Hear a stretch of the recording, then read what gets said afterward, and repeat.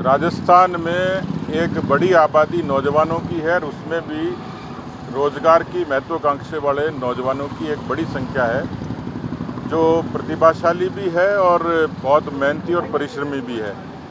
लेकिन राजस्थान में बेरोजगारी सर्वाधिक होने के बाद का जो दूसरा बड़ा चुनौती है वो है पेपर लीक। दो बड़े मुद्दे यक्ष प्रश्न की तरह नौजवानों के सामने खड़े हैं, पेपर लीक और बेरोजगारी। इन दोनों ही मुद्दों पर सदन में भी कई बार बहस हुई है और सड़क पर भी अलग अलग तरीके के सब संगठनों ने प्रतिकार किया सरकार का। भारतीय जनता पार्टी का युवा मोर्चा कल अगुवाई करेगा उस प्रदर्शन की जिसमें पेपर लीक और बेरोजगारी पर सरकार से जवाब मांगा जाएगा।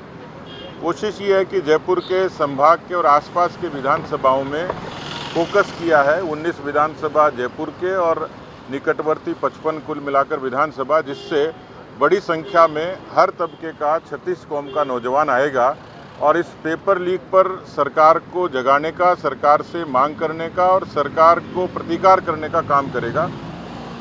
एक नौजवानों की अनुशासित संख्या उसमें आएगी। मुझे लगता है कि सरकार के खिलाफ ये अब तक का सबसे बड़ा प्रदर्शन होगा। तो किस तरह से विधानसभा के अंदर सरकार को घेरेंगे और बाहर प्रदर्शन करेंगे, क्योंकि इस टाइम तो भीतर भी चाहिए आपको?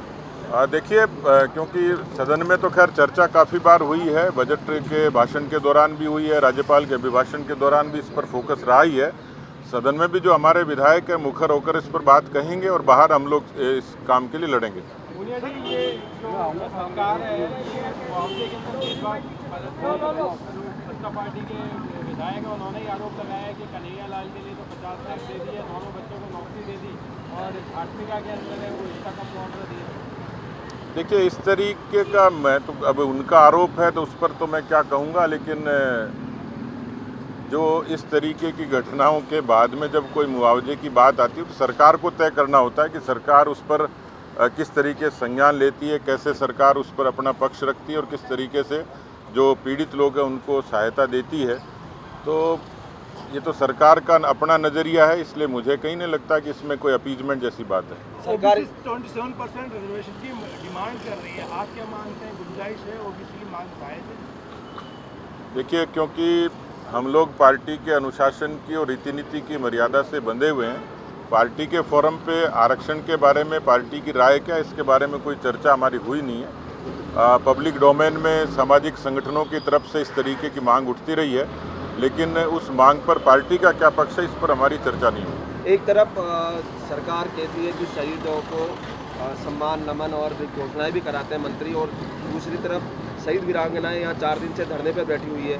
मामला भी उठाया लेकिन कोई सरकार संज्ञान नहीं ले रही। सरकार ने सदन में जब ये चर्चा आई थी तो इसको बहुत ही ये तकलीफ का काम हुआ कि उसको ठीक तरीके से सरकार ने सुनने की भी मंशा नहीं जताई। वरना जो कमिटमेंट, जब हम लोग अंत्येष्टि में जाते हैं और बड़ी संख्या में लोग वहाँ होते हैं, उस समय सड़क की, स्कूल की और बुनियादी सुविधाओं की गांव के लोग प्राथमिकता से उसकी डिमांड करते हैं। तो जो जनप्रतिनिधि हैं जिनकी साक्षी में ये चीज़ें होती हैं, उनकी जिम्मेवारी है कि उस पर एग्जीक्यूशन होना चाहिए, उसकी क्रियान्विति होनी चाहिए। माकोका की तरह यहाँ पे राकोका ला रहे हैं क्राइम कंट्रोल के लिए, आपको क्या लगता है सरकार कामयाब होगी कानून बदलने से? देखिए, अभी तक तो सरकार कानून व्यवस्था के लिए किसी एक्शन प्लान के लिए केवल प्रयोग करती रही है। धरातल पर सरकार की मंशा कभी नज़र नहीं आई कि वो कमिटेड है कि राजस्थान की कानून व्यवस्था ठीक हो।